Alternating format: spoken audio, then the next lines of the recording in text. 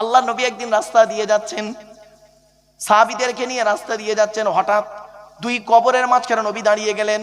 সাহাবীদের বললেন, দাঁড়াও দাঁড়াও দাঁড়াও দাঁড়াও দাঁড়াও, এক কাজ করো তো, একটু জিয়ারত করো। ব্যাস, অতগুলো লোককে নিয়ে দুটো কবরের সামনে নবী দাঁড়িয়ে কবর জিয়ারত করলেন। নিজেও কাঁদলেন, সাহাবীদেরকেও কাঁদালেন। কাঁদার পরে নবীজি বললেন, এক কাজ করো তো, ওই খেজুর গাছের দুটো ডাল ভেঙে আনো তো। তো খেজুর গাছের দুটো ডাল ভেঙে আনলো, একজন সাহাবীকে ডাল ভাঙলো। নবীজি করলেন কি, দুটো খেজুর গাছের ডাল দুটো কবরে পুঁতে দিলেন।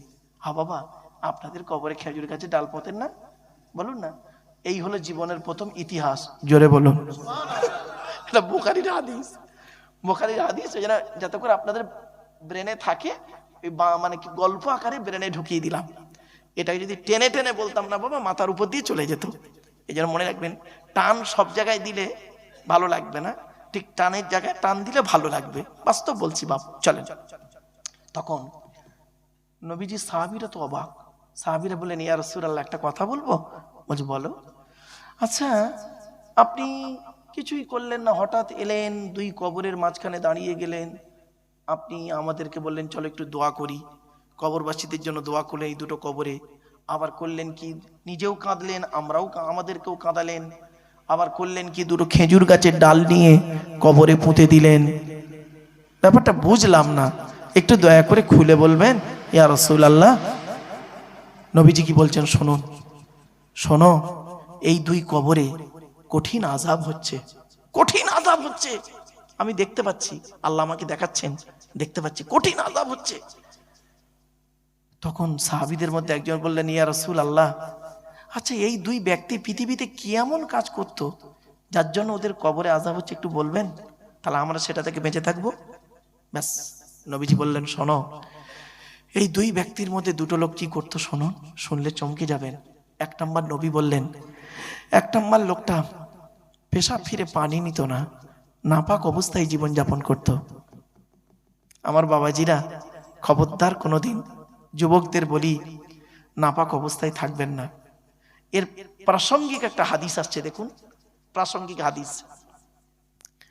আল্লাহর নবী মেরাজে গিয়েছিলেন না, শুনেছেন? বলেছি, মনে আছে? নবীজি জান্নাত জাহান্নাম দুটো দেখলেন। তো জান্নাতের ভিতরে নবী হাঁটছিলেন, হাঁটতে হঠাৎ জান্নাতের ভিতরে একজনের জুতোর আওয়াজ নবীর কানে এলো। নবীজি মনে মনে ভাবছেন, জান্নাতের ভিতরে জুতোর আওয়াজ কার রে? জান্নাতের ভিতরে জুতোর আওয়াজ কার? নবী বলছেন, আমি ঘুরে তাকিয়ে দেখি, সামিতু খসখসাতান আমামি ফিলি জান্নাতে ফাইজান বেলালুন, বেলালের জুতোর আওয়াজ। আল্লাহ নবী পরে বেলালকে জিজ্ঞাসা করেছিলেন, বেলাল, তুমি কি এমন কাজ করেছো, তোমার জুতোর আওয়াজ আমি জান্নাতে শুনতে পেয়েছি। বেলাল হাউ হাউ করে কাঁদছে, ইয়া রাসূলুল্লাহ, আমার তো এখানে কেউ নেই, হাফসি দেশে বাড়ি, আমার বাপও নেই, মাও নেই, কেউ নেই আমার এখানে। উমাইয়া বিন খলফের গোলাম ছিলাম, দুবেলা মাত্র ধরে ইসলাম গ্রহণ করার কারণে আপনার সাহাবী আবু বকর নিজের গ্যাটির পয়সা খরচা করে আমাকে কিনে আজাদ করে দিলেন। তখন রাসূলুল্লাহ বললেন, কি এমন কাজ করো, তোমার জুতোর আওয়াজ আমি জান্নাতে শুনতে পেলাম, বেলাল বলো। বেলাল হাউ হাউ করে কাঁদছে আর বলছে, ইয়া রাসূলুল্লাহ, আমি জীবনে দুটো কাজ করি। কি বলো শুনি? ইয়া রাসূলুল্লাহ, এক নাম্বার হলো, আমি কোনোদিন নাপাক অবস্থায় বেশিক্ষণ থাকি না। সুবহানাল্লাহ বলেন। কি বললো? নাপাক অবস্থায় বেশিক্ষণ থাকি না। বলছে কারণ? বলছে, ইয়া রাসূলুল্লাহ, দেহ যখন নাপাক হয়ে যায় আমার, সঙ্গে সঙ্গে আমি অজু, গোসল, তায়াম্মুম যেটার প্রয়োজন সেটা করে পাক হয়ে যায়। কারণটা কি? ইয়া রাসূলুল্লাহ, ওই নাপাক অবস্থায় যদি আল্লাহ আমার মৃত্যু দিয়ে দেয়, ওই মুহূর্তে নাপাক অবস্থায় যদি মৃত্যু হয়ে যায়, আমি এই নাপাক দেহ নিয়ে আল্লাহর দরবারে কিভাবে দাঁড়াবো নাপাক দেহ নিয়ে? ভাবতে পেরেছেন? আর আপনি আমি কি করি, রাত 12টার সময় স্বামী স্ত্রী নাপাক হয়েছে, পরের দিন বেলা 2টোর সময় বাজার হাট ঘুরে এসে গোসল করছে, তাও গোসলের 3টে ফরজ, গড়গড়া সহ কুল্লি করা, নাকের নরম গোস্ত পর্যন্ত পানি পৌঁছানো, আর সারা শরীরটা ভালো করে ধৌত করা, 3টে ফরজ আদায় করেনি। ঠিক না বেঠিক? আমার বাপেরা, খবরদার নাপাক অবস্থায় থাকবেন না, নাপাক অবস্থায় থাকবেন না। এই দেখেন, অনুরোধ করে বলে যাচ্ছি। তখন বেলালকে বলছে, আর একটা কি করো? বলে, ইয়া রাসূলুল্লাহ, নাপাক থেকে পাক হয়ে সঙ্গে সঙ্গে আমি মসজিদে নববীতে ঢুকে 2 রাকাত তাহাজ্জুদুল ওযুর নামাজ আদায় করি। কি ভাবলেন? জান্নাতে দেখলে, জাহান্নামে নবী কি দেখছেন বলবো? বলবো না অন্যদিকে যাব? হ্যাঁ, শোনেন, নবী বললেন, জান্নাত তো দেখলাম, এবার জাহান্নামের গেটটা খোলা হলো। জাহান্নামের 19টা ফেরেশতা আছে। মনে রাখ, এসব মনে রাখবে, সব মনে রাখার জিনিস। 19 জন ফেরেশতা আছে জাহান্নামে। 19 জন ফেরেশতা মিলে যখন জাহান্নামের গেটটা খুললো, খোলার সাথে সাথে জাহান্নামের গেটেই আমি দেখতে পেলাম যাদেরকে যুবক আর যুবতীদের লজ্জাস্থান থেকে পূজার রক্ত বের হচ্ছে, আর তারা খুব চিৎকার করছে কষ্টের কারণে। সঙ্গে আমার জিবরাইল ছিল। রাসূল বলছেন, আমার সঙ্গে জিবরাইল আছে। আমি জিবরাইলকে জিজ্ঞাসা করলাম, মান হাউলা গিয়া কি জিবরাইল, ও ভাই জিবরাইলেরা কারা? জিবরাইল বললেন, হাউলা উম্মাতুকা ইয়া রাসূলুল্লাহ, এরা হলো সব আপনার উম্মত। আল্লাহর নবী বলেন, আমার উম্মতরা কি এমন অপরাধ করেছিল পৃথিবীর জমিনে যে জাহান্নামের গেটেই তাদেরকে দেখতে পেলাম লজ্জাস্থান থেকে পূজার রক্ত বেরোচ্ছে, পুরুষ এবং নারী। তখন জিবরাইল বললেন, ইয়া রাসূলুল্লাহ, এরা হলো আপনার উম্মতের ভিতরে আযুনাত, জেনাকারী নারী আর পুরুষ, পৃথিবীতে এরা জেনা করে করে বেড়াতো। আল্লাহ পাক কোরআনে বলেছেন, লা তাকরাবুজ জিনা ইন্নাহু কানা ফাহিশা ওয়া সাআ সাবিলা।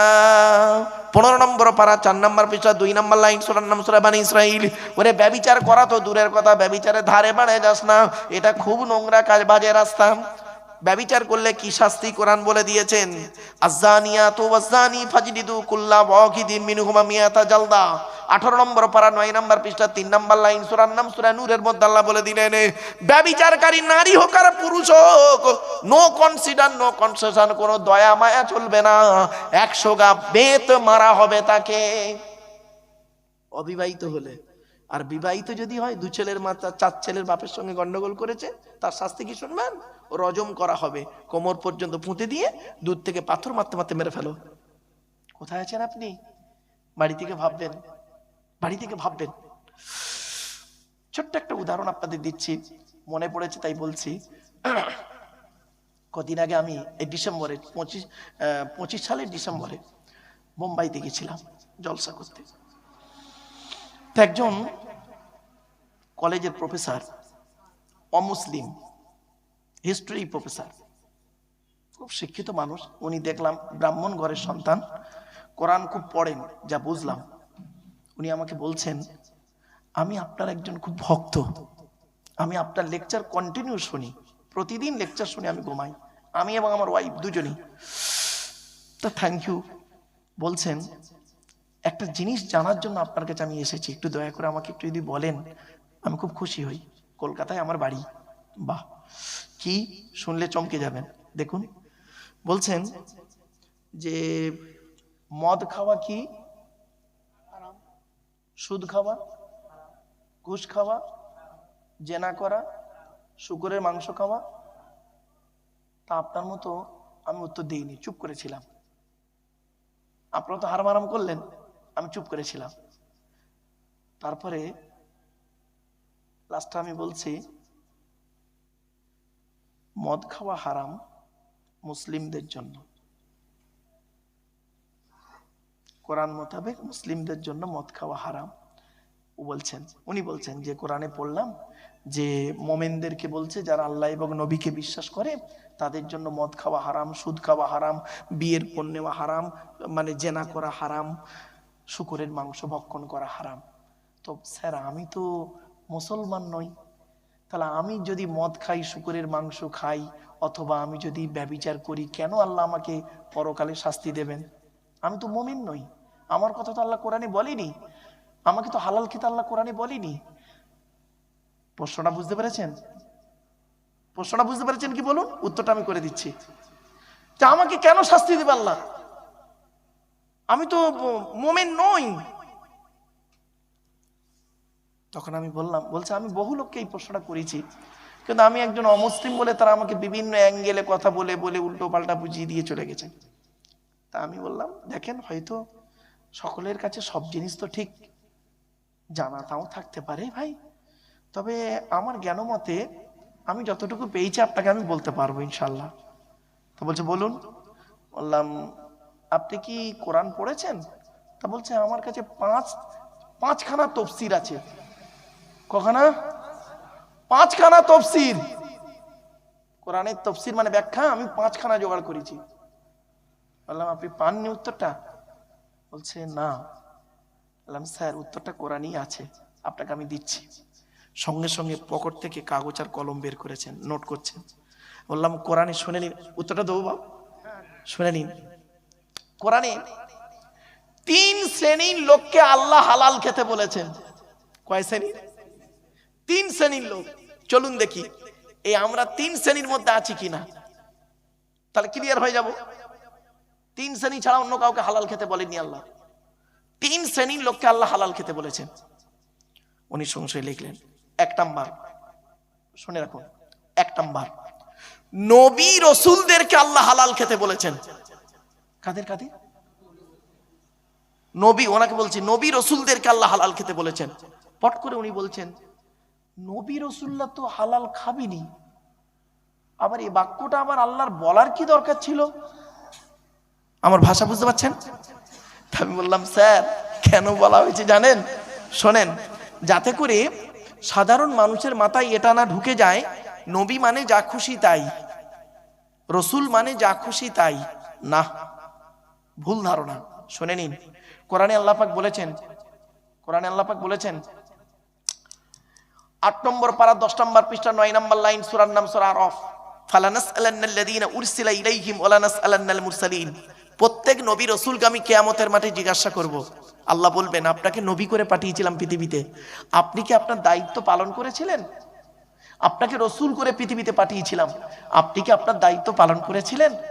আচ্ছা, নবী রসুলদেরকে যদি এরকম প্রশ্নের সম্মুখীন হতে হয়, আপনি আমি কোন ধরনের মানুষ যে প্রশ্ন হবে না আমাদের? এটা ভাবলেন কি করে? আপনারা কি করে ভাবছেন গুরুদর মানুষ?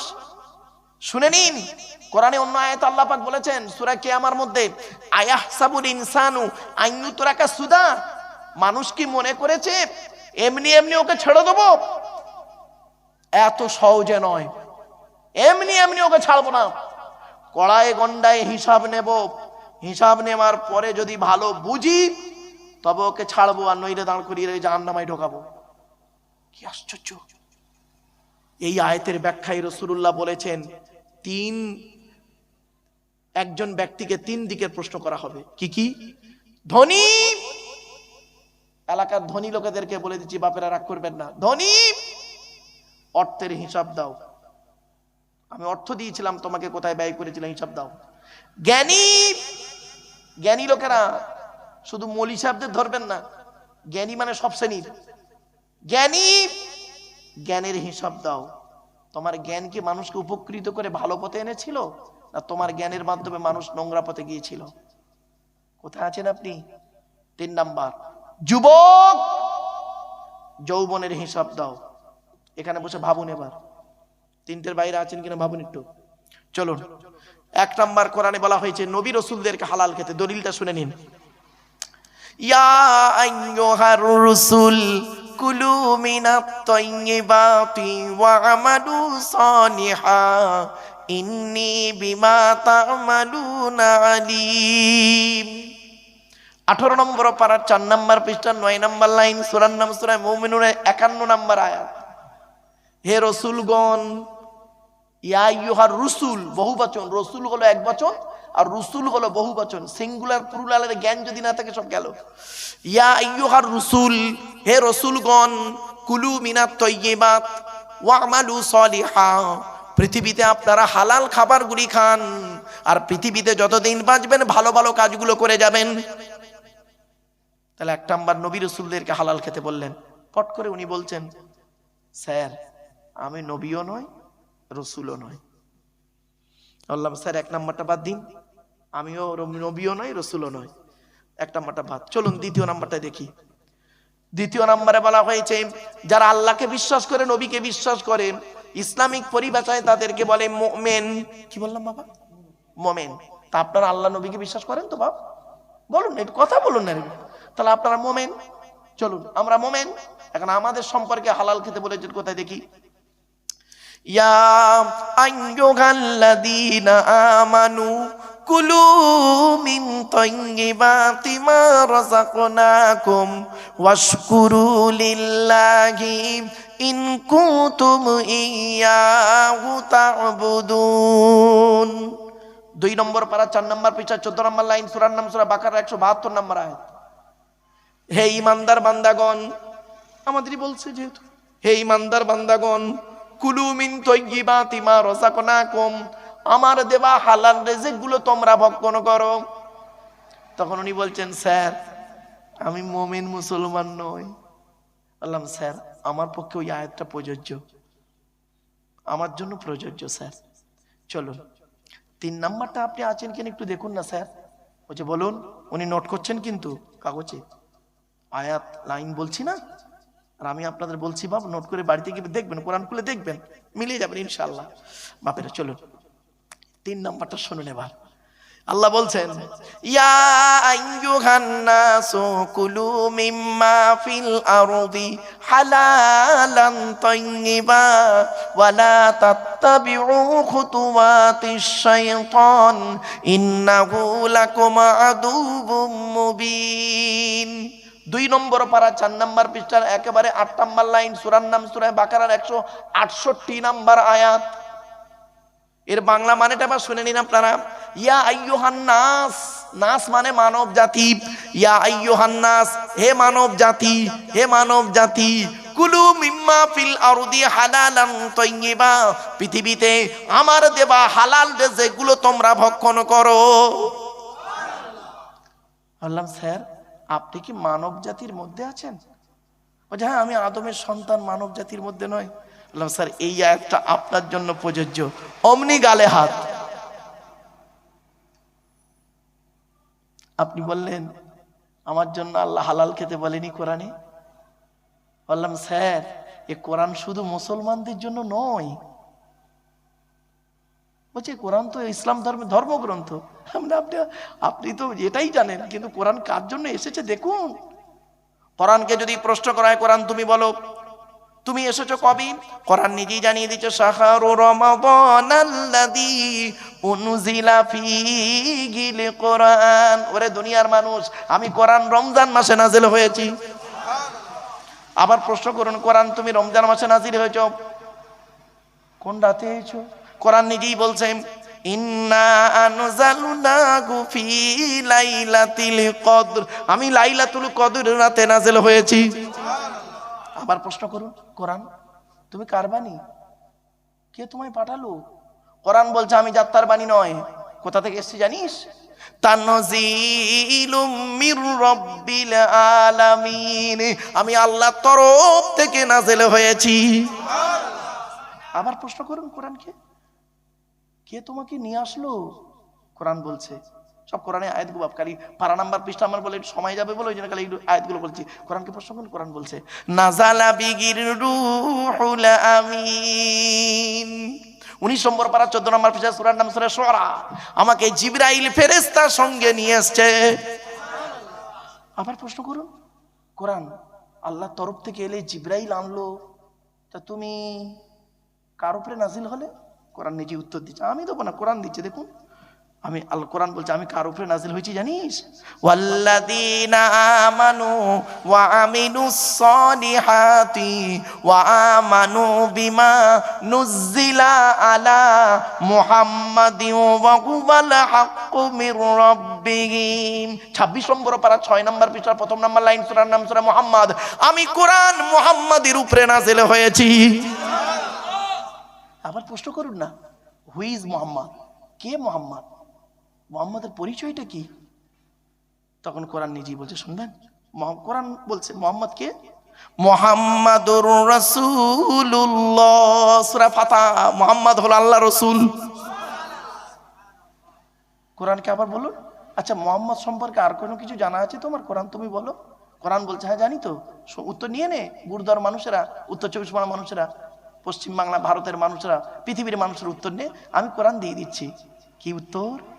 মা কানা মুহাম্মাদুন আবা আহাদিম মির রিজালিকুম ওয়ালাকিন রাসূলুল্লাহি ওয়া খাতামান নাবিয়িন ওয়া কানাল্লাহু বিকুল্লি শাইইন আলিমা। 22 নম্বর পারা 2 নম্বর পৃষ্ঠার 12 নম্বর লাইন, সূরার নাম সূরা আহজাব। মুহাম্মদ কারো বাপ নয়, মা নয়। ওয়ালাকিন রাসূলুল্লাহ, মুহাম্মদ হলো আল্লাহর প্রেরিত রাসূল। ওয়া খাতামান নাবিয়িন, আখিরি জামানার শেষ নবী। আবার প্রশ্ন করুন কোরআনকে, কি জন্য এসছো? পৃথিবীতে এলে কি করতে? কোরআন বলছে আমি পৃথিবীতে শুধু তেল পড়া, পানি পড়া, ওয়াজ করা, খতম পড়া, তাবিজ পড়ার জন্য আসেনি।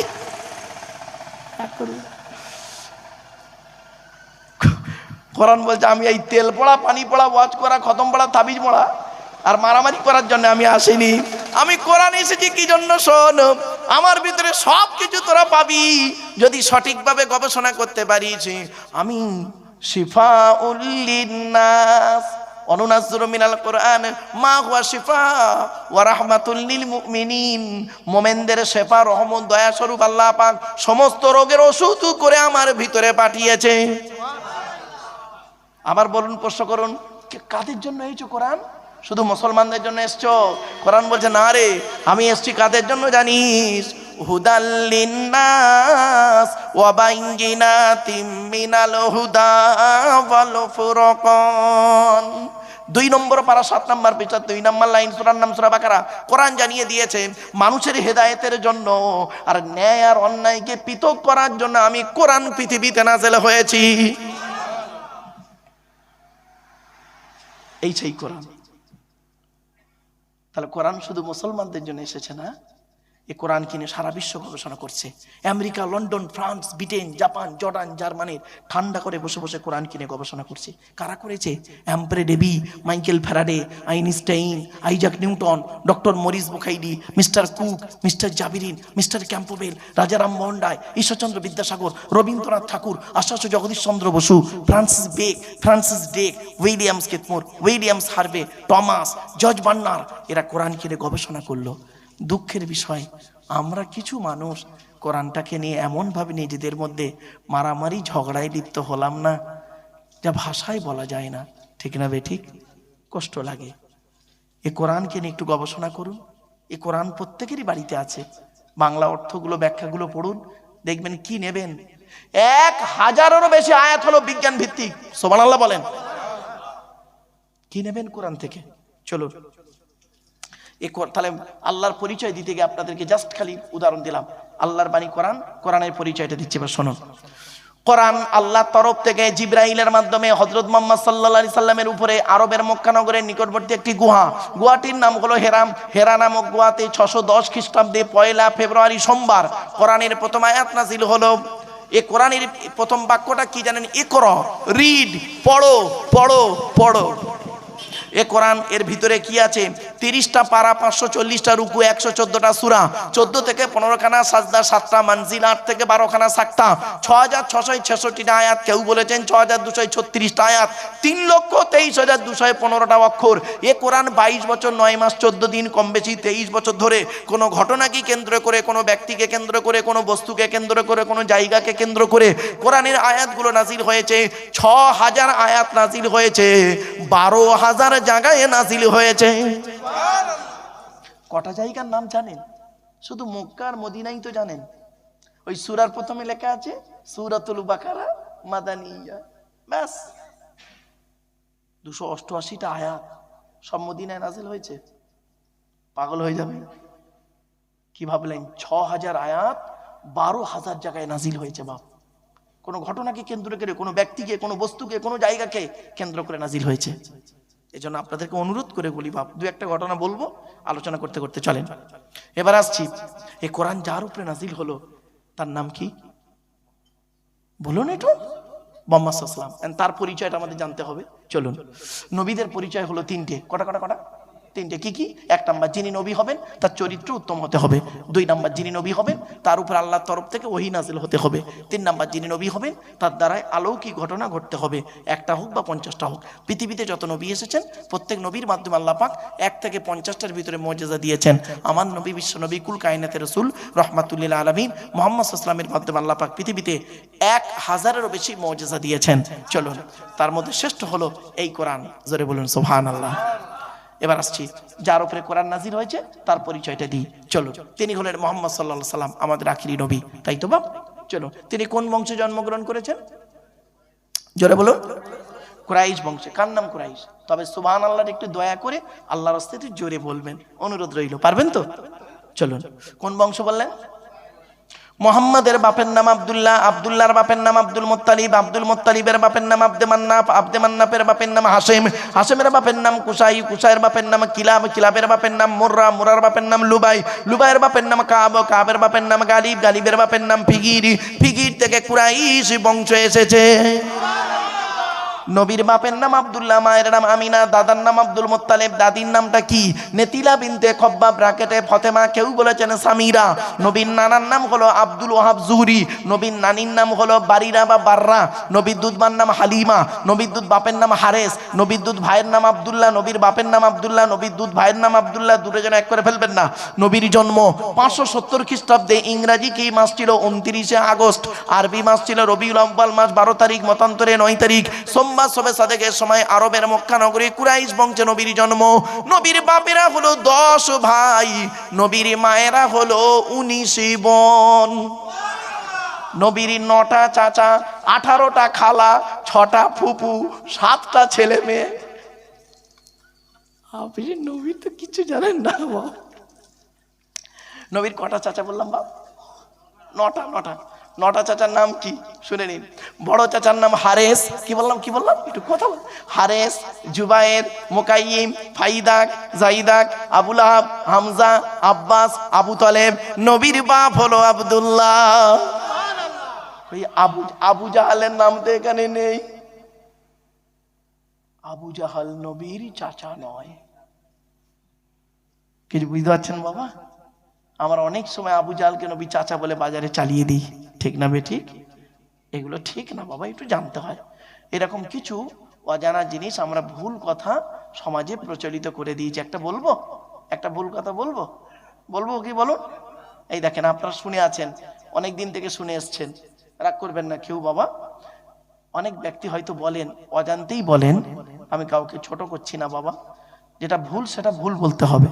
অনেক ব্যক্তি বলতে বলতে ওয়াজ করতে করতে বলে ফেলেন, আল্লাহ নবী বলেছেন as-salatu মিরাজুল মুমিনিন, নবী বলেছেন নামাজ আমার মেরাজ শরীফ। অনেকে বলে না, খবরদার এটা বলবেন না।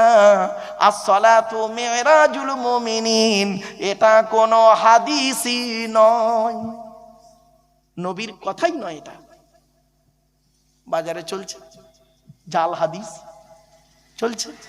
চলছে, শুনতে ভালো বলছে। আরো এরকম অনেক জাল হাদিস আছে যেগুলো হাদিসই নয়, আরবি বাক্য, সেগুলো বাজারে চালিয়ে দিয়েছে। হাদিস বলে চালাই আমরা, খবরদার নয় বাপ। এজন্য আগেই আপনাদেরকে বলেছিলাম, কোরআনের তাফসির করতে গেলে নিজেকে পড়াশোনা করতে হবে, হাদিসের জ্ঞান রাখতে হবে। উসুলে হাদিস, তারিখে হাদিস, উসুলে তাফসির, তারিখে তাফসিরের জ্ঞান থাকতে হবে গো বাপ। চলেন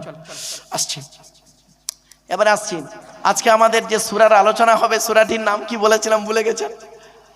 আসুন এবার কোরআনের পরিচয়টা দিন। কোরআনের পরিচয় দিতে গিয়ে আপনাদেরকে বলে দিলাম কি, কোরআনের মধ্যে 114টা সূরা আছে। কটা? আজকে যে সূরাটির আলোচনা হবে সে সূরাটি হলো কোরআনের 62 নাম্বার সূরা। কত কত কত 62 নাম্বার সূরা। সূরাটির নাম হলো সূরা জুমা। আজকে আমাদের আলোচনার বিষয়বস্তু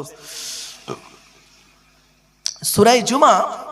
আগে আমাদের জেনে নিতে হবে সারাংশটা জেনে নিন। সূরা জুমা সারাংশটা। সূরা জুমার ভিতরে, আচ্ছা সূরা জুমা নাজিল হয়েছে কোথায়? মদিনায় নাজিল হয়েছে। কোথায় বাপ? মদিনায় নাজিল হয়েছে। এক নাম্বার। সূরা জুমার মধ্যে দুটো রুকু আছে। কটা রুকু? দুটো। আয়াত বা বাক্য আছে 11টা। কটা? 11টা আয়াত। 11টা আয়াতের এক একটা আয়াতের ব্যাখ্যা যদি আমি 10 মিনিট করে করি 110 মিনিট হবে, তাই তো বাপ? অনেকে ঘড়ি দেখতে শুরু করে দিয়েছে, ঠিক না বেঠিক? সবে সূরা জুমা শুরু করেছে, আবার এখনো 140 মিনিট। হ্যাঁ, আবার দোয়া সালাম করতে, আবার একটু এদিক ওদিক করতে তো আরো 2.5 ঘন্টা চলে যাবে। বাপেরা, চিন্তার কোনো কারণ নেই, শর্ট করে দেবো, চিন্তা নেই। চলো, এর আলোচনা কি কি আছে? প্রথমে আলোচনা আছে আল্লাহর আলোচনা, দ্বিতীয় আলোচনা হচ্ছে নবীর আলোচনা, তৃতীয় আলোচনা হলো ইহুদিদের আলোচনা, চতুর্থ আলোচনা হলো মৃত্যুর আলোচনা, পঞ্চম আলোচনা হলো জুমার নামাজের আলোচনা। ক্লিয়ার? 5টা ধাপ। তো একটা একটা করে ধাপ বাই ধাপ আলোচনা করব। আরে আগে প্রথম বাপ সূরা জুমাটা গোটাটাই পড়ে ফেলি, একটু শুনুন, অসুবিধা হবে? আগে সূরা জুমাটা গোটা শুনে নিন, শুনলেও নাকি পড়লেও নাকি। বিসমিল্লাহির রহমানির রহিম। ইউসাব্বিহু লিল্লাহি মা ফিস সামাওয়াতি ওয়া মা ফিল আরদিল মালিকিল কুদ্দুসিল আজিজিল হাকীম হুয়াল্লাযী বা'আসা ফিল উম্মিয়িনা রাসূলাম মিনহুম ইয়াতলু আলাইহিম আয়াতিহি ويزكيهم ويعلمهم الكتاب والحكمة وإن كانوا من قبل لفي ضلال مبين وآخرين منهم لما يلحقوا بهم وهو العزيز الحكيم ذلك فضل الله يؤتيه من يشاء والله ذو الفضل العظيم مثل الذين حملوا التوراة ثم لم يحملوها كمثل الحمار يحمل أسفارا بئس مثل القوم الذين كذبوا بآيات الله والله لا يهدي القوم الظالمين قل يا أيها الذين هادوا إن زعمتم أنكم أولياء لله من دون الناس فتمنوا الموت إن كنتم صادقين ولا يتمنونه أبدا بما قدمت أيديهم والله عليم بالظالمين قل إن الموت الذي تفرون منه فإنه ملاقيكم ثم تردون إلى عالم الغيب والشهادة فينبئكم بما كنتم تعملون يا أيها الذين آمنوا إذا نودي للصلاة من يوم الجمعة فاسعوا إلى ذكر الله وذروا البيع ذلكم خير لكم إن كنتم تعلمون فإذا قضيت الصلاة فانتشروا في الأرض وابتغوا من فضل الله واذكروا الله كثيرا لعلكم تفلحون وإذا رأوا تجارة أو لهوا انفضوا إليها وتركوك قائما قل ما عند الله خير من اللهو ومن التجارة والله خير الرازقين এই সূরাটা গোটা পড়ে দিলাম বাপ। এবার চলো প্রথমে সূরাটা পড়ে দিলাম, এবার প্রথমে আয়াতের বাংলা মানেগুলো করি, তারপর একটা একটা করে পাটে পাটে সংক্ষিপ্ত তাফসীর আলোচনা করব বাপ। একটু ধৈর্যের পরিচয় দিন। তার আগে একবার উচ্চ আওয়াজে আন্তরিকতা নিয়ে একবার দরুদ শরীফ আল্লাহুম্মা সাল্লি আলা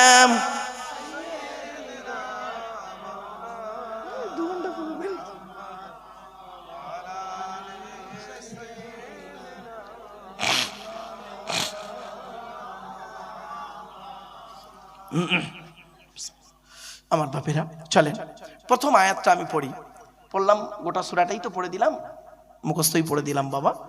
আল্লাহর কাছে দোয়া করে যেন গোটা কোরআনটা যেভাবে আছে এইভাবে যেন আল্লাহ পাক যেন বুকে নিয়েই যেন মরতে পারি, এইটুকু দোয়া করেন বাপ।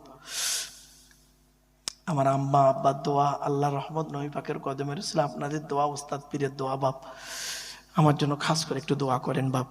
কোরআন হাদিস ইজমা কিয়াস মোতাবেক বলার আমল করা যেন তৌফিক আল্লাহ দান করে, বলুন আল্লাহুম্মা আমিন।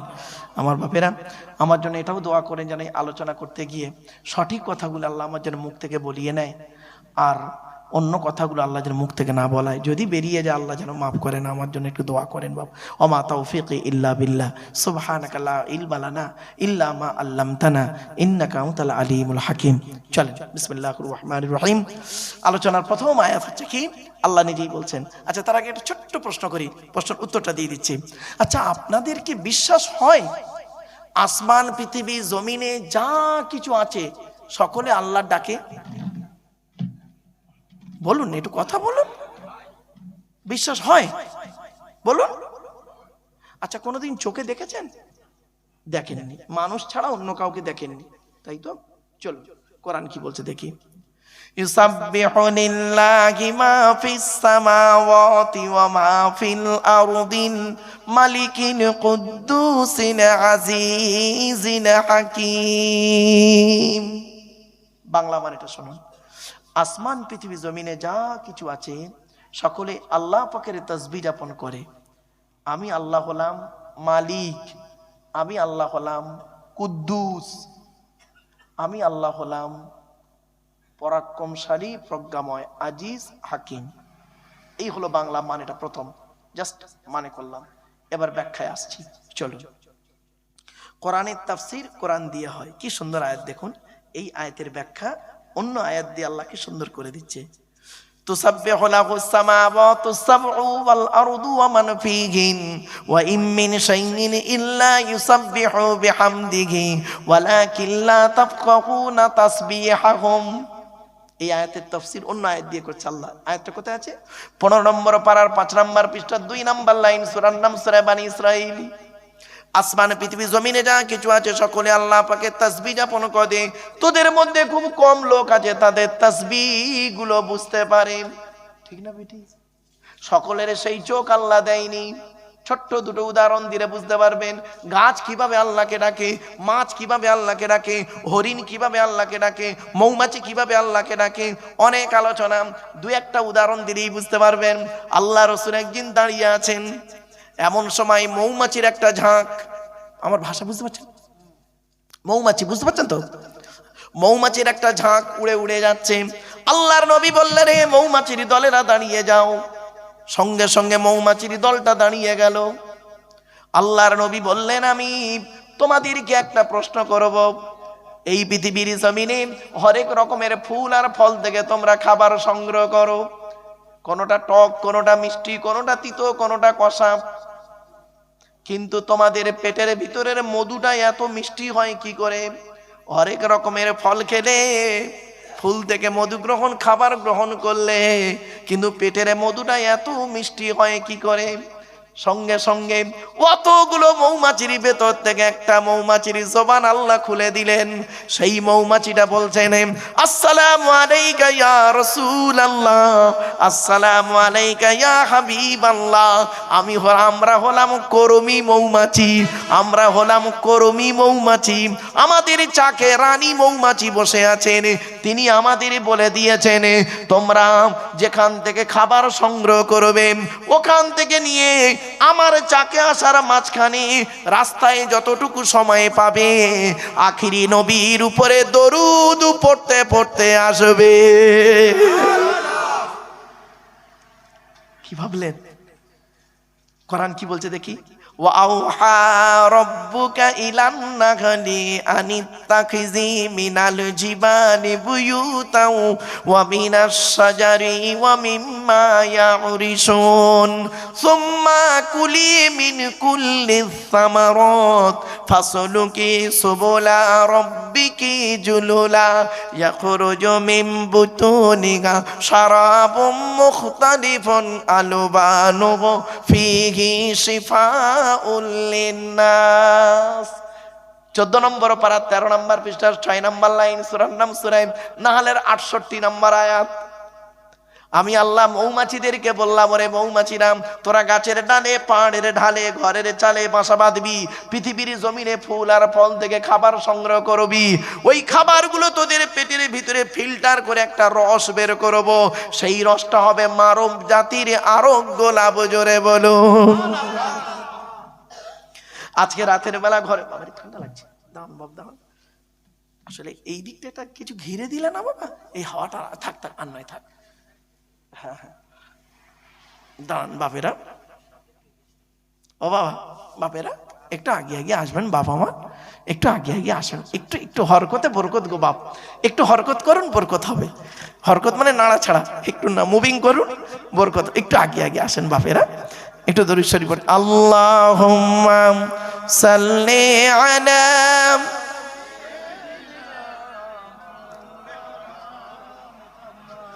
وعلى آل سيدنا مولانا محمد। এসো তোমরা ইসলামী, এসো তোমরা ইসলামী, হবে যে উজালা, মক্কা মদিনা নবী কামলিওয়ালা। আল্লাহুম্মা, জোরে জোরে।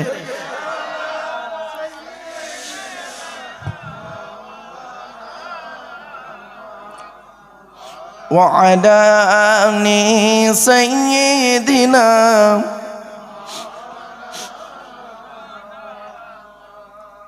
বাপেরা আজকে রাতের বেলা বাড়ি যাবেন, বাড়ি যাবার সময় দেখবেন তেঁতুল গাছ, বোঝেন তেঁতুল গাছ, হ্যাঁ এমনি এমনি তেঁতুল, তেঁতুল গাছের তলায় গিয়ে দেখবেন রাতের বেলা তেঁতুল গাছের পাতাগুলো মুড়ে গিয়েছে, ঠিক না বে ঠিক? খিরিস গাছের তলায় চলে যান, খিরিস গাছ বোঝেন, খিরিস গাছ আপনার কি বলেন শিরিষ, হ্যাঁ ওই খিরিস বা শিরিষ গাছের তলায় চলে যান, গিয়ে দেখবেন পাতাগুলো মুড়ে গিয়েছে। লজ্জাপতি বলে একটা গাছ আছে, দেখবেন স্পর্শ করবেন পাতাটা আস্তে আস্তে মুড়ে যাবে। সূর্যমুখী ফুল বলে একটা ফুল আছে, গাছের তলায় গিয়ে দেখবেন আজ রাতের বেলা মাথাগুলো হেট করে আছে। আল্লাহ বলে দুনিয়ার মানুষ শোন, রাতের বেলা সব জড়ো হয়ে আছে, সকালে যখন হবে আমার ফটো লাইছে সূর্যালোক, সূর্যের আলো যখন ওদের শালক সংশ্লেষ ওদের গায়ে পড়বে, ওরা তখন করবে কি, তেঁতুল গাছের পাতাটা খুলে যাবে, খিরিস গাছ তার পাতাটা মেলে ধরবে, আর সূর্যমুখী ফুলটা মাথা তুলে আল্লাহ আল্লাহ বলে তাসবিহ যাপন করবে। বাড়ি থেকে ভাববেন। তাই আল্লাহ বললেন ইসাব্বিহু লিল্লাহি মা ফিস সামাওয়াতি ওয়া মা ফিল আরদ, আসমান পৃথিবী জমিনে যা কিছু আছে সকলে আল্লাহ পাকের তাসবিহ যাপন করে। আরেকটা উদাহরণ দিচ্ছি। আচ্ছা বাবা, এখানে জামাই আছে না অনেকে? এই যে বে করেছে সে তো জামাই, রাগ করবেন না। আল্লাহ রাসূল জামাইরা ভালো এই হাদিসটা বুঝবে, রাগ করবেন না। হাদিসটা বললে বুঝে নেবেন জামাইরা কেন বললাম, শুনে নেন। আল্লাহর নবী একদিন বলছেন, আল্লাহর নবী বললেন লা তাসুবুদ্দিকা ফা ইন্নাহু ইউকিজুলিস সালাত, তোমরা মোরগকে গালি দিও না। জামাই নতুন জামাইদের মোরগ খাওয়াই তো, ওই জন্য বললাম তোমরা মোরগকে গালি দিও না। কেন? রাসূল বললেন ফা ইন্নাহু ইউকিজুলিস সালাত, মোরগ ঠিক ফজরের সময় নামাজের জন্য বাগ দিয়ে ডেকে দেয়। ইসাব্বিহু লিল্লাহি মা ফিস সামাওয়াতি ওয়া মা ফিল আরদি, আসমান পৃথিবী জমিনে যা কিছু আছে সকলে আল্লাহ পাকের তাসবিহ যাপন করে। আরো বহু উদাহরণ আছে, বনের হরিণ থেকে শুরু করে। আরেকটা কথা আপনাদের বলি, এই পৃথিবীতে ৮৪,০০০ প্রাণী, পৃথিবীতে কেউ আগামীকালের খাবার টেনশন করে না, এদের বিবেক বুদ্ধি কিছুই নেই, কিন্তু হতভাগা মানুষই খালি চিন্তা করে আগামীকাল কি খাবো। এরাই যত ব্যাংক ব্যালেন্স করে, ঠিক না বে ঠিক? বনের বাঘ সে জানে আগামীকাল কি খাবে, আল্লাহ সেটিং করে রেখেছে। হরিণ সে জানে আমি আগামীকাল কি খাবো, সেটা আল্লাহ সেটিং করে রেখেছে। কি ভাবছেন? একটা সাপ সে জানে আগামীকাল কি খাবো, আমার আল্লাহ সেটিং করে রেখেছে। কিন্তু দুঃখের বিষয় আমরা কোনোদিন ভাবিনি, আমরা কোনোদিন ভাবিনি। বাড়ি থেকে ভাববেন। এরপরে আল্লাহ পাক বলছেন, তাই কবির ভাষায় কবি বলেন, এসো আল্লাহকে ভালোবাসি দিয়ে মনো প্রাণ, দিয়ে মনো প্রাণ, সকল কাজে দিব মোরা তাগারি প্রমাণ, যে সেদিন তাগারি প্রমাণ। আল্লাহ দিলেন পথের দিশা আধার ভুবনে, বন্ধু তিনি সবার সেরা জীবন মরণে। আধারাতে বন্ধু সাথী, আধারাতে বন্ধু সাথে করবে আলো দান, আমাদের করবে আলো দান। এসো আল্লাহকে ভালোবাসি দিয়ে মনো প্রাণ, দিয়ে মনো প্রাণ। বনের পশু পাক পাকানি, বনের পশু পাক পাকানি, তাহার নামেতে গাইছে তারা তসবি তারি সকাল সাজেতে। ভাষা বুঝতে পারছেন? বনের পশু পাক পাকানি, তাহার নামেতে গাইছে তারা তসবি তারি সকাল সাজেতে। আমরা মানুষ শানবো বেহুশ, আমরা মানুষ শানবো বেহুশ, করি না সন্ধান, যে তাদের করি না সন্ধান। এসো আল্লাহকে ভালোবাসি দিয়ে মনো প্রাণ, দিয়ে মনো প্রাণ। শুধু তাই নয়, হাদিস পাকে এসেছে আল্লাহ রাসূল বলেছেন, হযরতে দাউদ আলাইহিস সালাম যখন জবুর কিতাব পড়তেন, মনে আছে দাউদ নবীর প্রতি জবুর কিতাবে ছিল 150 পারা বিশিষ্ট, রমজান মাসের 8 তারিখে, মনে পড়ছে? এজন্যই কথাটা বলেছিলাম। দাউদ আলাইহিস সালাম, দাউদ নবী কে ছিলেন? সুলাইমান নবীর বাপ, সুলাইমান নবীর বাপ ছিলেন দাউদ নবী। দাউদ আলাইহিস সালাম যখন জবুর কিতাব পড়তেন, মাছেরা পানির কাছে এসে লাইন দিয়ে জবুর কিতাব মন প্রাণ দিয়ে শুনে যেতে। কি ভাবলেন? গাছপালা তরুলতা সবে সকলে আল্লাহকে ডাকে, আপনি কি ভাবলেন? একমাত্র মানুষই অকৃতজ্ঞ। এরা কি করে? এরা স্বার্থপর, এরা বিপদে পড়লে আল্লাহর ডাকে, আর বিপদ থেকে উদ্ধার হয়ে গেলে আল্লাহর ভুলে যায়। আপনাদেরকে আমি অনুরোধ করছি, অর্ডার করছি না বাপ, অর্ডার করার অনুমতি আল্লাহ আমাকে দেয়নি, অর্ডার করার অনুমতি আল্লাহ আমাকে দেয়নি, আমাকে আল্লাহ অনুরোধ করার অনুমতি দিয়েছে। কথাটা খুব মারাত্মক কথা বললাম। অর্ডার করবে কে? আল্লাহ। অর্ডার করবে নবী, অর্ডার করবেন আল্লাহ, অর্ডার করবেন নবী। তাহলে আমরা কি করব? আমরা আল্লাহর কথাটাকে নিয়ে, নবীর কথাগুলো নিয়ে আপনাদের কাছে অনুরোধ করব, ঠিক না বেঠিক? আর সেই কথা মোতাবেক যদি আপনি এবং আমি পৃথিবীতে চলতে পারি, শান্তিতে থাকতে পারবো, ইনশাআল্লাহ আখিরাতে জান্নাত পাবো। এই তো ওয়াজ। এই জন্য আপনাদেরকে বলছি, আপনারা কি বর্তমান সময়ের কিছু, ভাষাটা ফলো করবে না, বর্তমান সময়ের কিছু গতানুগতিক বক্তার মতো ওয়াজ শুনতে চান, না নবীজি যেভাবে ওয়াজ করতেন সেই ওয়াজ শুনতে চান? এখন আমাদের জানতে হবে নবীজি কিভাবে ওয়াজ করতেন, ঠিক কিনা? চলেন হাদিসটা জেনে নিই। হাদিসটা কোথায় আছে? মিশকাত শরীফে আছে, বুখারী শরীফেও হাদিসটা আছে। বর্ণনাকারী কে? হযরতে আব্দুল্লাহ ইবনে মাসউদ রাদিয়াল্লাহু তাআলা আনহু, তিনি বর্ণনা করছেন। আচ্ছা, আব্দুল্লাহ ইবনে মাসউদ রাদিয়াল্লাহু তাআলা আনহু কে ছিলেন? তিনি ছিলেন নবীর একজন সাহাবী, অপরদিকে নবীর একজন খাদিম, খাদিম, অপরদিকে একজন ফাকিহ, অপরদিকে ছিলেন একজন খুব ভালো হাফিজ এবং খুব ভালো যোগ্যতা সম্পন্ন মানুষ। আর কি বলবো, সেই আব্দুল্লাহ ইবনে মাসউদ রাদিয়াল্লাহু তাআলা আনহু তিনি ছিলেন নবীর খাদিম। কিরকম খাদিম? আল্লাহ রসুলের জুতো মোবারক বইতেন, আল্লাহ রসুলের পাগড়ি মোবারক বইতেন, আল্লাহ রসুলের জুব্বা মোবারক বইতেন, আল্লাহ রসুলের মেসওয়াক মোবারক বইতেন, লোটা, এগুলো বইতেন, রাসূলুল্লাহর সঙ্গে থাকতেন। তিনি বর্ণনা করছেন, আল্লাহর নবী ওয়াজ করতেন। কবে ওয়াজ করতেন? শুনে নিন। বৃহস্পতিবার দিনগত রাতে এশার নামাজের পরে সাহাবীদেরকে নিয়ে গায়ে গায়ে বসে টু দি পয়েন্টের উপরে নবীজি আমাদের বুঝিয়ে বুঝিয়ে ওয়াজ করে শোনাতেন। তাহলে 5টা পয়েন্ট পেলাম। ওয়াজের উত্তম রাত কোনটা? বৃহস্পতিবার দিনগত রাত। আজকে রাতটা কি আছে? তাহলে হাদিসটা মিলে গেল 1 নাম্বারটা। 2 নাম্বার, নবীজি ওয়াজ করতেন কখন? আপনারা এখানে ওয়াজ শুনতে বসেছেন কখন? তাহলে 2 নাম্বারটা মিলে গেল। 3 নাম্বার, নবীজি কাদেরকে নিয়ে ওয়াজ করতেন?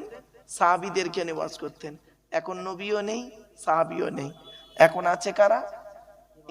আল্লাহ রাসূল বলেছেন আল উলামাউ ওয়ারাসাতুল আম্বিয়া, উলামারা হলো নবীদের উত্তরাধিকারী, আর সাহাবীরা বলেন নবীর শ্রোতা। তো আপনারা হলেন মুমিন বান্দা, বক্তাদের শ্রোতা। তাহলে 3 নাম্বারটা মিলে গেল। 4 নাম্বারটা কি ছিল? 4 নাম্বারটা সাহাবীরা কিভাবে বসতেন বাবা? গায়ে গায়ে বসতেন। এই 4 নাম্বারটা মেলানোর জন্য আমি আপনাদের অনুরোধ করছি, বাবা আমার একটু আগিয়ে আগিয়ে আসবেন, একটু দয়া করে একটু আগিয়ে আগিয়ে আসেন বাবা, একটু দয়া করে আগিয়ে আগিয়ে আসেন বাপেরা। তাহলে 4 নাম্বার হাদিসটা আমাদের আমল হয়ে গেল। আচ্ছা, আমি যে আপনাদের গায়ে গায়ে বসতে বললাম, আমি কিন্তু বলিনি, বলেছেন কে? আল্লাহ রাসূল বলেছেন। এখন এই গায়ে গায়ে বসতে হবে, আল্লাহ কি বলেছেন চলুন দেখে নি। কোরআন কি বলছে দেখি।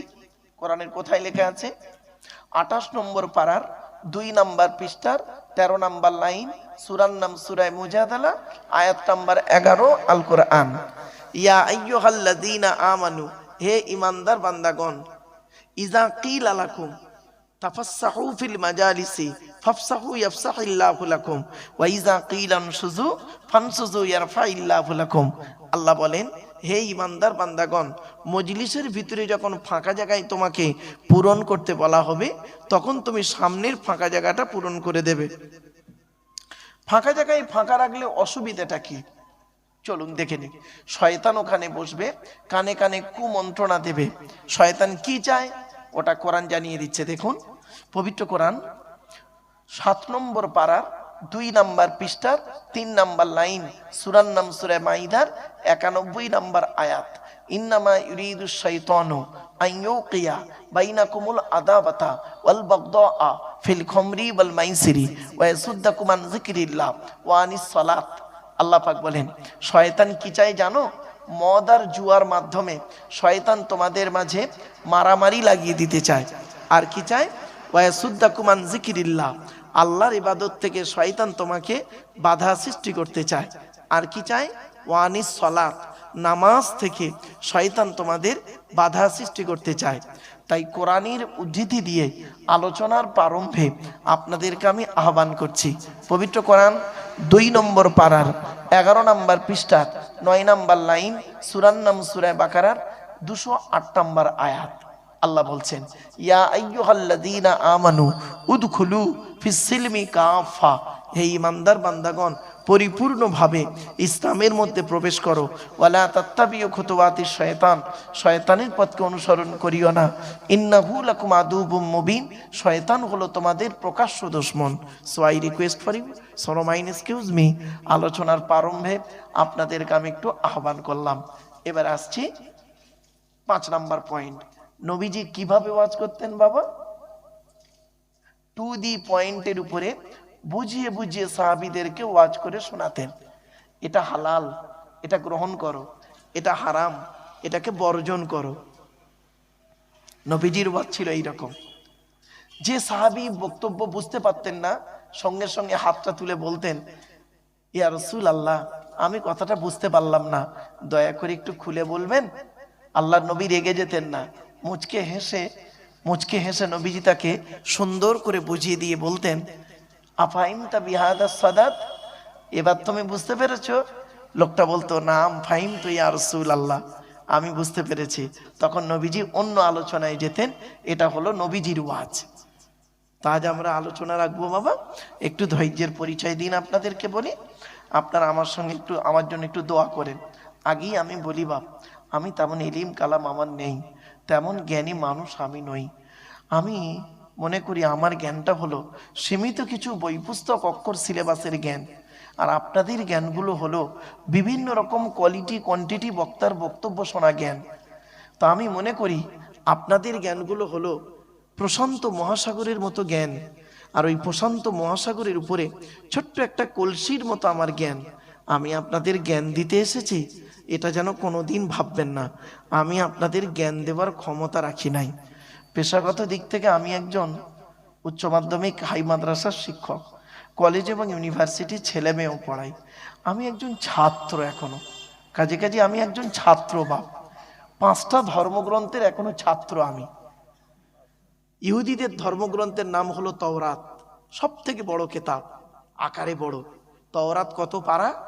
মুসা নবীর উপরে নাজিল হয়েছিল 40 দিন ধরে। মুসা নবীর উপরে নাজিল হয়েছে তওরাত কেতাব 1000 পারা, রমজান মাসের 6 তারিখে। সেই তওরাত কেতাবের আমি একজন ছাত্র বাপ। তারপরে আল্লাহ একটা কেতাব পাঠিয়েছিলেন, কেতাবটির নাম হলো জবুর কেতাব, দাউদ নবীর উপরে। জবুর কেতাব কত পারা? 150 পারা। কত বললাম বাপ? এগুলো মনে রাখবেন। আমার আলোচনা শুরুতেই এইগুলো না মনে রাখলে আপনি বক্তব্য বুঝতে পারবেন না। জবুর কেতাব হলো 150 পারা, দাউদ নবীর উপরে নাজিল হয়েছে রমজান মাসের 8 তারিখে, মানে 8ই রমজান। তার তওরাত এলো কতই রমজান? 6 রমজান। আর জবুর এলো 8ই রমজান। তারপরে আল্লাহ যে কেতাবটা পাঠিয়েছিলেন, কেতাবটার নাম হলো ইনজিল, পরবর্তী নাম হলো বাইবেল। ও দুটো ভাগ, ওল্ড টেস্টামেন্ট, নিউ টেস্টামেন্ট। সেই ইনজিল কেতাব কত পারা? ইনজিল কেতাব হলো ঈসা নবীর উপরে নাজিল হয়েছিল, আর ইনজিল কেতাব হলো 27 পারা। কবে নাজিল হলো? রমজান মাসের 18 তারিখে। তাহলে 3টে হলো। আর একটা হলো, যারা আমার সনাতন ধর্মের ভাইরা অর্থাৎ হিন্দু ভাইরা বক্তব্য শুনতে এসেছেন বা আসেন, শ্রীমতী ভগবদ গীতারও আমি একজন ছাত্র। আর 5 নম্বর কেতাবটি হলো কি জানেন? আমার হাতেই রয়েছে। এই কেতাবটি হলো দি হলি কোরআন। এই কোরআনুল মাজিদ কবে নাজিল হয়েছে শুনে নিন। হযরত মুহাম্মদ সাল্লাল্লাহু আলাইহি ওয়াসাল্লামের উপরে 30 পারা বিশিষ্ট 610 খ্রিস্টাব্দে 1 ফেব্রুয়ারি সোমবার, মনে থাকবে সব, 610 খ্রিস্টাব্দে 1 ফেব্রুয়ারি সোমবার। আর আরবি মাস হলো রমজান মাসের লাইলাতুল কদরের রাত। জোরে বলো তাহলে 4টে কেতাবের খবর পেয়ে গেলেন। আচ্ছা, আল্লাহ পৃথিবীতে কটা কেতাব পাঠিয়েছে একটু জেনে নিই। 104টা। কত বাপ? পৃথিবীতে মোট কেতাব এসেছে কত? 104। 100টা হলো বড় বড় কেতাব। তওবা তওবা, এই 4টা হলো বড় বড় কেতাব, আর 100টা হলো সহিফা, চিরকুট। চিরকুট কাদের উপরে এলো 100টা শুনে নিন। আদম নবীর উপরে এসেছে 10টা। কটা বাপ? 10টা। ইব্রাহিম নবীর উপরে এসেছে 10টা। কত হলো? 20টা। শীষ নবীর উপরে এসেছে 10টা। কত হলো? 30টা। আর সলেহ নবী, লুত নবী, ইয়াকুব নবী আর আইয়ুব নবী, এই 4টে নবীর উপরে এসেছে 5টা 5টা 20টা। কত হলো? 50টা। আর ইদ্রিস নবীর উপরে এসেছে 50টা। তাহলে হয়ে গেল 100টা। ক্লিয়ার না? বুঝতে পারলেন না? এবারে আসছি, নবী কত এসেছেন পৃথিবীতে? নবী এসেছেন অগণিত। একটা সংখ্যা ধরা হয় 1,24,000। রসুল কত এসেছেন? 313 অথবা 315 জন। এগুলো মনে রাখুন, এগুলো না জানলে বা বেকার হয়ে যাবে সব। চলো, তো আজকে আমাদের আলোচনার বিষয়বস্তু কি আমি একটু পরেই বলছি। চলো। وقال الله تعالى في كلام المجيد والفرقان الحميد إن الله وملائكته يصلون على النبي يا أيها الذين آمنوا صلوا عليه وسلموا تسليما। দুরূদ শরীফ। اللهم صل على سيدنا مولانا محمد وعلى آل سيدنا مولانا محمد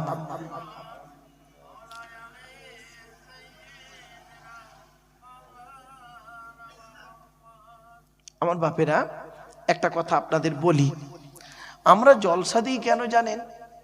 জলসা দেন কেন? তিনটে কারণে জলসা দেওয়া হয়। কটা বাপ? আমার সঙ্গে একটু কথা বলেন।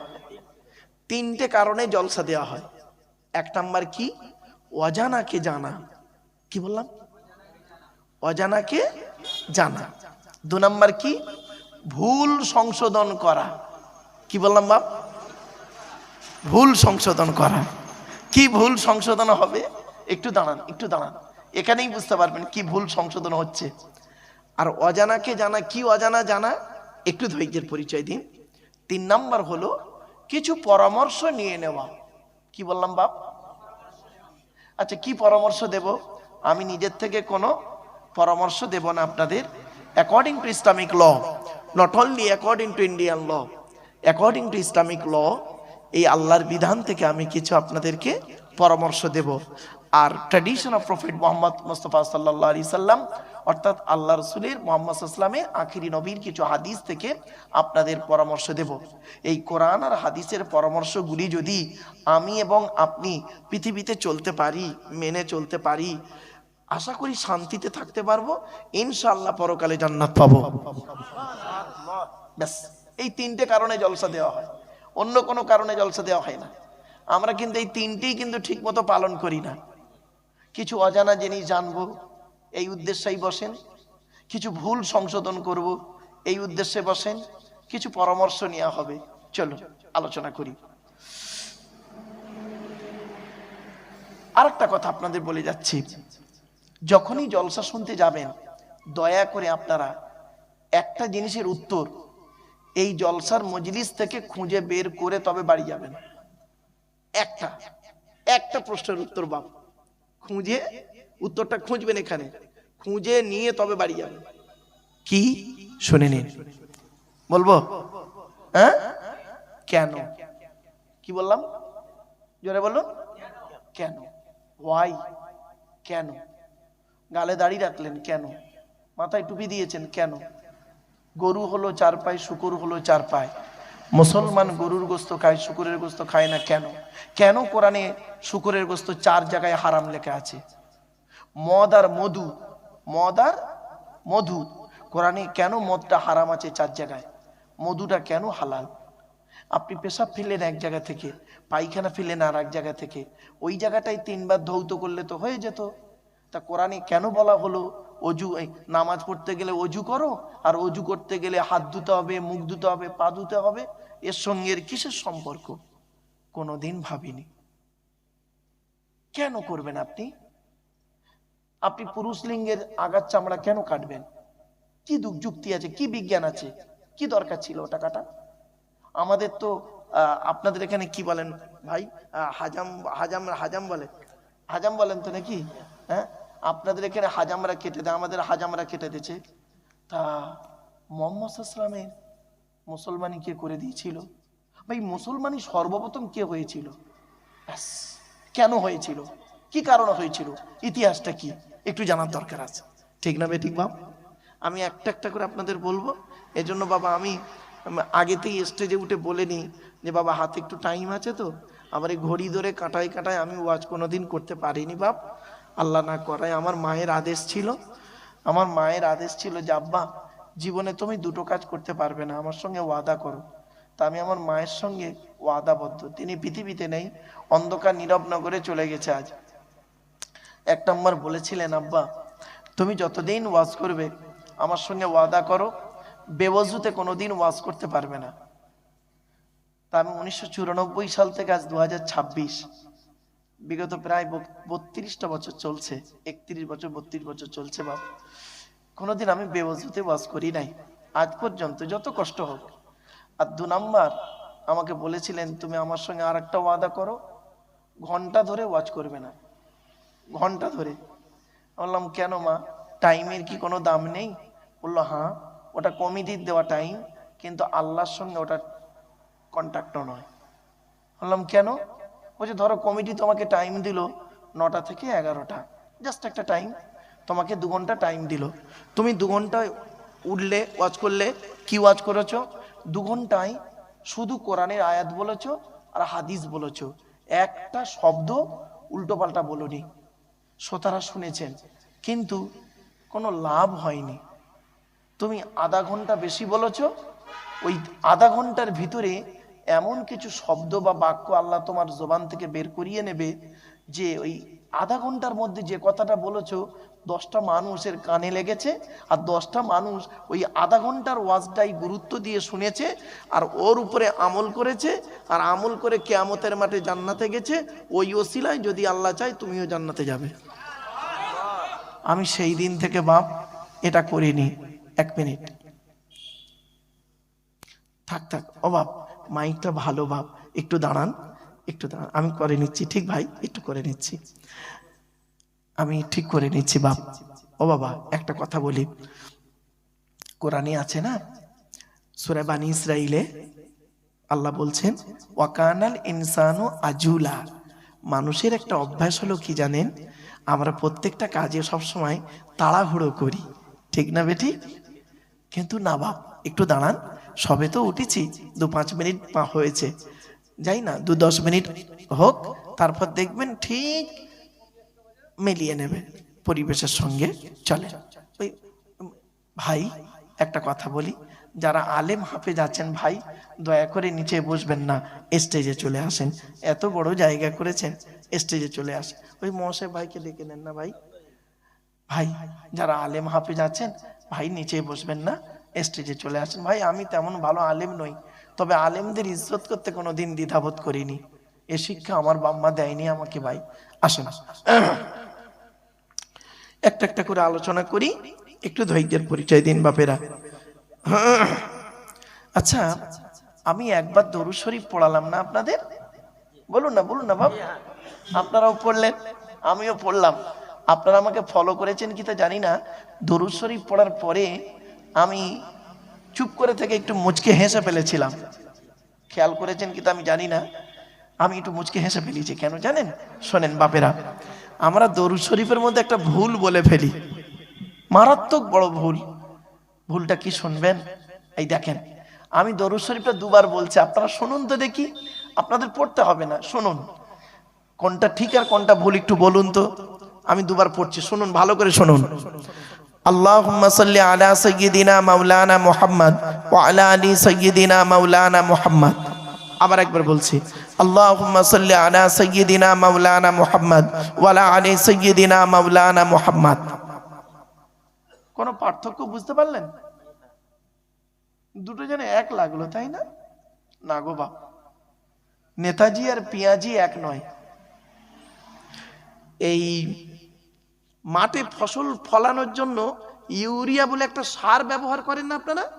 বলুন না, ইউরিয়া দেখেছেন তো? আর হোমিওপ্যাথি ওষুধ দেখেছেন? দুধ থেকে দুটো দেখতে এক লাগে না? দুটো খেয়ে দেখবেন, একটা খেলে সারবে, অপরটা খেলে সরবে। মারাত্মক বড় ভুল করেছি আমি একটা, এই 2বারের মধ্যে 1বার। আপনারা বুঝতে পেরেছেন কি তা জানি না বাবা, আলেমুল আমা ভাইরা বুঝতে পেরেছেন। শোনেন, আমি ভুলটা ভেঙে দিই, এই সংশোধন করুন এটা এখানে। আল্লাহুম্মা সাল্লি আলা সাইয়্যিদিনা মাওলানা মুহাম্মদ। ওয়ালা আলে নয় বাবা, ওয়ালা আলে বলে কোনো শব্দ নেই।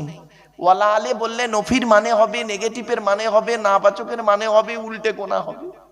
আছে এটা কি? ওয়া আলা আলী, ওয়া আলা আলী। আলাটা হলো ইংরেজিতে বলে প্রিপজিশন, বাংলায় বলে অব্যয়, আরবিতে বলে হরফে জাররা। মারাত্মক বড় ভুল। এজন্য বাপ এই ভুলটা আমাদের উচিত ছিল আপনাদের সংশোধন করানো, কিন্তু আমরাই অনেক সময় অজান্তে ভুলটা করে ফেলি। এজন্য দরুদ শরীফ যখন পড়বেন মনে রাখবেন, তাড়াহুড়ো করে ভুল করার থেকে দেরিতে ঠিক করাটাই ভালো, ঠিক না বেঠিক? চলুন 2 মিনিট দেরি হোক না, সঠিকটা হোক, চলুন। তো আল্লাহুম্মা সাল্লি আলা সাইয়্যিদিনা মাওলানা মুহাম্মদ ওয়া আলা আলী। কি বললাম বাপের একটু বলেন? ওয়া আলা আলী, ওয়ালা আলী নয়, খুব গুরুত্বপূর্ণ বললাম কথায়। চলুন, আচ্ছা দরুদ শরীফটা পড়লাম কেন? চলুন, কোরআন কি বলছে, হাদিস কি বলছে একটু দেখে নিন। ও ভাই, ভাই আপনি এই সাইডটা আসেন, আলেম মানুষ পেছনে বসতে খারাপ লাগে, এই সাইড বাস। কোরআন কি বলছে, হাদিস কি বলছে, বা দেখি। কোরআনের কোথায় লেখা আছে? 22 নম্বর পারার 5 নাম্বার পৃষ্ঠার 6 নাম্বার লাইন, সূরার নাম সূরা আহজাব, আয়াত নাম্বার 56, আল কোরআন। আল্লাহ বলছেন, ইয়া আইয়ুহাল্লাযীনা আমানু, হে ঈমানদার বান্দাগণ, সাল্লু আলাইহি, তোমরা নবী মুহাম্মাদের উপরে দরুদ পেশ করো, ওয়াসাল্লিমু তাসলিমা, এবং নবীর প্রতি আন্তরিকতার সঙ্গে সালাম প্রেরণ করো। এই আয়াতটা হলো আয়াতে মুতলাক, সেন্টেন্স বা জুমলাটা হলো মফউলে মুতলাক, বাবে তাফঈলের মাসদার গো বাপ। আলিম ভাইরা বুঝতে পারবেন। চলেন এবারে আসছি, তাহলে দরুদ পড়তে হবে কোরআনে আল্লাহ বললেন, দলিল পেলেন কোরআন থেকে। এবার হাদিস থেকে কিছু দলিল আপনাদেরকে বলছি। আল্লাহ নবী কি বলছেন দেখি। আচ্ছা বাপেরা, আপনাদের কি মনে হচ্ছে দরুদ শরীফ পড়লে কি আমাদের লাভ হবে না লস হবে? এটা আপনাদের ধারণা, তাই তো নাকি? বলুন না, লাভ হবে। চলুন, লাভ পড়লে লাভ কি আর না পড়লে ক্ষতি কি, এই দুটো হাদিস একটু আপনাদের একটু ক্লিয়ার করি। চলো, তা আগে প্রথমে লাভটাই আমরা জানি, যেহেতু লাভের বাজার তো এখন, লাভ না হলে কেউ বসে না। আপনি এখানে বসেছেন লাভের জন্য, চলুন লাভটা কি দেখে নিই। আল্লাহ নবী বলছেন, মান সাল্লা আলাইহি ওয়াহিদাতান সাল্লাল্লাহু আলাইহি আশারা, যে ব্যক্তি আমার উপরে একবার দরুদ শরীফ পড়বে, আল্লাহ পাক তার নামায় আমলনামায় 10টা নেকি লিখে দেবে। আরেকটা হাদিস, মান সাল্লা আলাইহি আশারান ফি আউয়ালিন নাহারি ওয়া আশারান ফি আখিরিন নাহারি নালাতহু শাফাআতি ইয়াউমাল কিয়ামা। আল্লাহর নবী বলেন, যে ব্যক্তি দিনের শুরুতে আমার উপরে 10 বার দরুদ শরীফ পড়বে এবং দিনের শেষে আমার উপরে 10 বার দরুদ শরীফ পড়বে, ওই ব্যক্তির শাফাআত সুপারিশ কিয়ামতের মাঠে আল্লাহ আমার সঙ্গে তার খুবই নিকটবর্তী করে দেবে। সুবহানাল্লাহ, সব লাভের কথা হচ্ছে। আরেকটা হাদিস। আচ্ছা বাপেরা, আমরা যে আখেরি মোনাজাত একটা হবে তো, আচ্ছা এই দোয়াটা কবুল হবে বুঝবেন কি করে আপনারা? সুন্দর একটা হাদিস শুনে যান। রাবিকে হযরত ওমর রাদিয়াল্লাহু তাআলা আনহু তিনি বর্ণনা করছেন, আল্লাহ রাসূল বলছেন, হাদিসটা শুনুন, ইন্নাদ দুআ মাওকুফুম বাইনা সামাই ওয়াল আরদি লা ইয়াসআদু মিনহু শাইউন হাত্তা তুসাল্লি আলা নবিকা। আল্লাহ নবী বলেন, নিশ্চয়ই দোয়া অবস্থান করে আসমান আর জমিনের মধ্যবর্তী জায়গায়। ওই দোয়াকে উপরেও নিয়ে যেতে পারে না, নিচেও নামাতেও পারে না। কখন উপরে নিয়ে যায় আল্লাহর কাছে? হাত্তা তুসাল্লি আলা নবিকা, যতক্ষণ পর্যন্ত তোমরা নবীর উপরে দরুদ পাঠ না করে দোয়া চাও, অর্থাৎ নবীর উপরে দরুদ পড়ে দোয়া চাইলে ওই দোয়া আল্লাহর দরবারে কবুল হয়ে যায়। দেখবেন আমার বক্তা ভাইরা যখন আখেরি মোনাজাত হয় কি বলে? বিসমিল্লাহ সহ সূরা ফাতিহা শরীফ একবার, 3 বার সূরা ইখলাস বলে না, আর তারপরে কি বলে? এই হাদিসটা হলো তার দলিল। ক্লিয়ার? আরেকটা হাদিস দিই। আচ্ছা বাপেরা, বাপেরা প্লিজ অ্যাটেনশন, আমরা সবাই জান্নাতের আশা করি তো? বলুন না, কথা আমার সঙ্গে। এই দেখেন, আমার ওয়াজ শুনতে গেলে না বাপ, আমার সঙ্গে একটু কথা বলতে হবে। আমি একটু কথা, শ্রোতাদের সঙ্গে কথা বলতে ভালোবাসি, আমার সঙ্গে একটু কথা বলেন। আমরা জান্নাতের আশা করি তো? হ্যাঁ, আচ্ছা। আল্লাহর নবী একদিন সাহাবীদের বলছেন, তোমরা জান্নাতের আশা করো? সাহাবীরা বলছেন, ইয়া রাসূলুল্লাহ, জান্নাতের আশা তো প্রত্যেকেই করে। তখন নবীজি কি বললেন শুনবেন, চমকে যাবেন। নবীজি বললেন, তোমরা জান্নাতের আশা করো? বলছে জি।